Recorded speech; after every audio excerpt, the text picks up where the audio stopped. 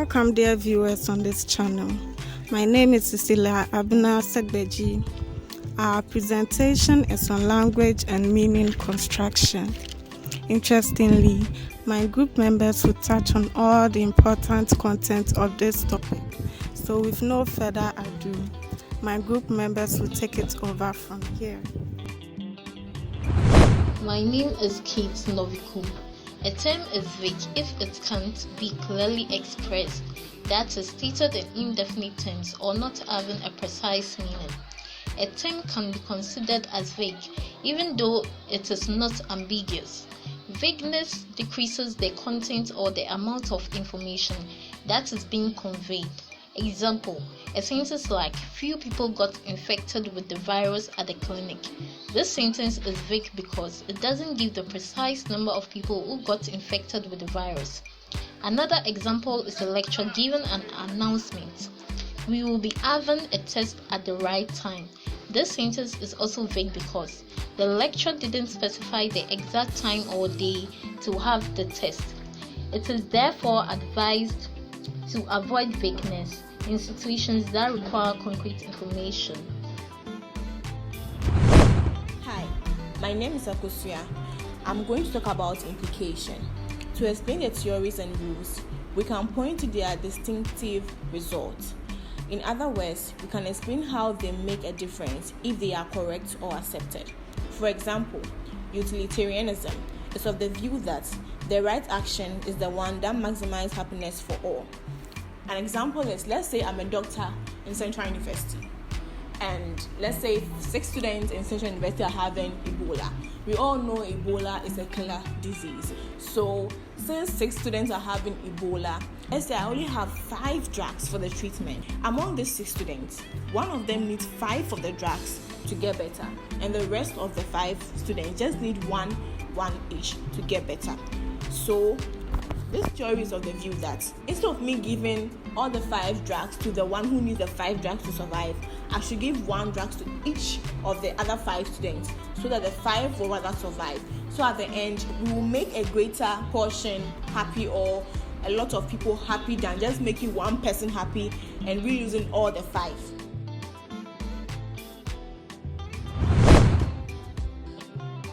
My name is Emefa Ameyibo. It helps us understand and then explain connection between things.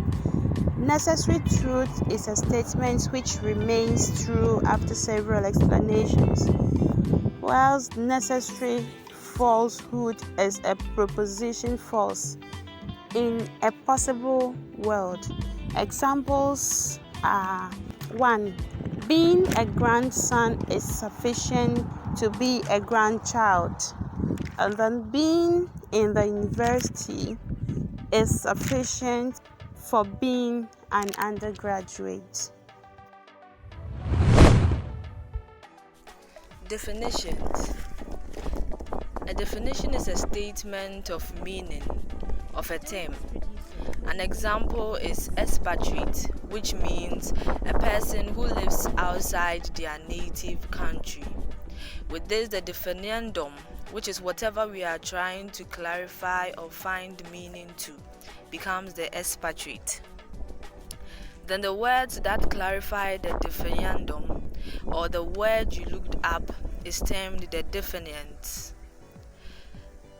Therefore, the use of is, which is the is term, is approached here, where it means equality, which means, for example, expatriate is a person who lives outside the native country, meaning expatriate is equal to a person who lives outside their native country. Red box, central ministry is a term. There is no is, just made up of one or more words separated by commas. And this is referred to as a referent, which is a term.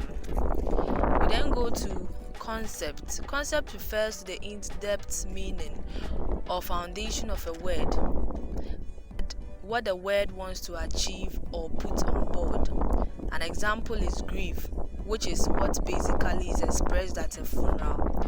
So with this, the concept between grief and funeral is the emotional or sadness or mood associated with it.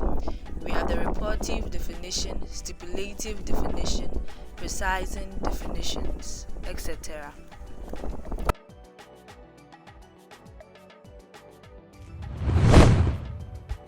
Hi, I'm Princess Ayamwa, and I'm here to speak on the topic ambiguity.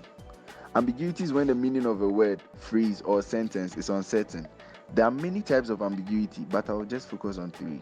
There's the lexical ambiguity, the referential ambiguity, and the syntactic ambiguity. To begin with, lexical ambiguity is when the presence of two or more possible meanings for a single word. An example of a lexical ambiguous statement is I saw bat. There are two meanings to this. It can mean I saw some nocturnal flying mammals, and it can also mean I viewed baseball bats. Furthermore, there's the syntactic ambiguity. This is quite similar to the lexical ambiguity, but in this one, it has two or more possible meanings in a sentence or sequence of words. An example of a syntactic ambiguous statement is the lecturer said on Monday he would give an exam. It can mean he is going to give an exam on Monday, or it could mean he gave an exam on Monday. Finally, there's the referential ambiguity.